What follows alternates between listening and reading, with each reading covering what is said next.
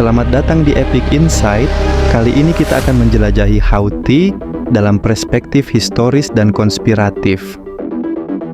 Di tengah padang pasir Yaman yang gersang, di antara reruntuhan peradaban kuno dan bayang-bayang revolusi modern, sebuah kelompok bernama Houthi muncul sebagai kekuatan yang tidak hanya mengguncang tatanan politik negara itu, tetapi juga membuka kotak Pandora geopolitik Timur Tengah. Kelompok ini, yang awalnya tumbuh dari tradisi Zaidi di pegunungan Sa'da, tidak pernah sekadar perlawanan lokal terhadap marginalisasi. Ia adalah cerminan dari fraktur mendalam yang terjadi di dunia Arab, di mana agama, identitas, dan kepentingan internasional bertabrakan dalam satu ruang sempit.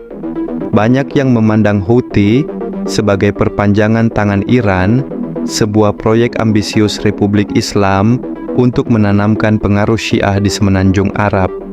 Tuduhan ini seringkali dibumbui dengan bukti pengiriman senjata, dukungan pelatihan militer, dan retorika anti-Amerika yang nyaris identik dengan slogan revolusi Iran. Namun, apakah Houthi semata hasil manipulasi Teheran, atau ada sejarah yang lebih dalam di bawah narasi besar ini?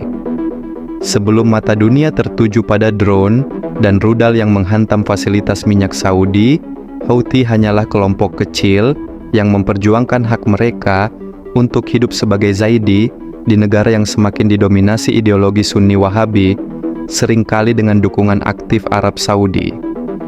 Ironi besar dalam kisah Houthi adalah bahwa mereka pernah menjadi sekutu tidak langsung Presiden Yaman, Ali Abdullah Saleh, seorang pria yang membangun karirnya di atas aliansi sementara dan pengkhianatan yang terencana. Saleh, yang menguasai seni bertahan di medan politik yang selalu bergolak, melihat Houthi sebagai alat untuk melawan oposisi politik lainnya.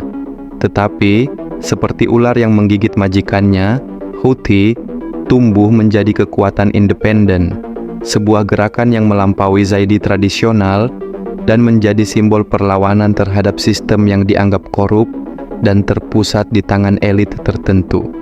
Ketika Houthi merebut Sana'a pada 2014, dunia melihatnya sebagai kudeta, tetapi bagi banyak orang Yaman, itu adalah penegasan kembali suara mereka yang telah lama dibungkam.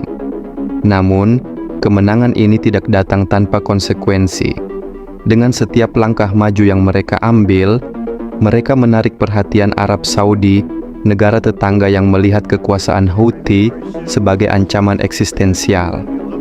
Arab Saudi, bersama koalisi yang dipimpin oleh Emirat Arab, meluncurkan perang udara yang brutal, mengubah Yaman menjadi ladang pertempuran antara ideologi, kepentingan ekonomi, dan dominasi regional. Di balik layar, Amerika Serikat dan negara-negara barat lainnya turut berperan, tidak hanya dengan menjual senjata kepada Saudi, tetapi juga dengan menjaga agar konflik ini tetap dalam radar sebagai bagian dari strategi besar melawan Iran. Namun, di balik semua itu, satu pertanyaan menggantung. Apakah Houthi benar-benar alat Iran, atau mereka sekadar menggunakan narasi itu untuk memperkuat posisi mereka di tengah konflik global? Tradisi Zaidi yang dianut Houthi sebenarnya memiliki perbedaan teologis signifikan dengan Syiah Iran. Dan meskipun Iran memberikan dukungan material, pengaruhnya seringkali dilebih-lebihkan oleh musuh-musuh Houthi untuk membenarkan intervensi mereka.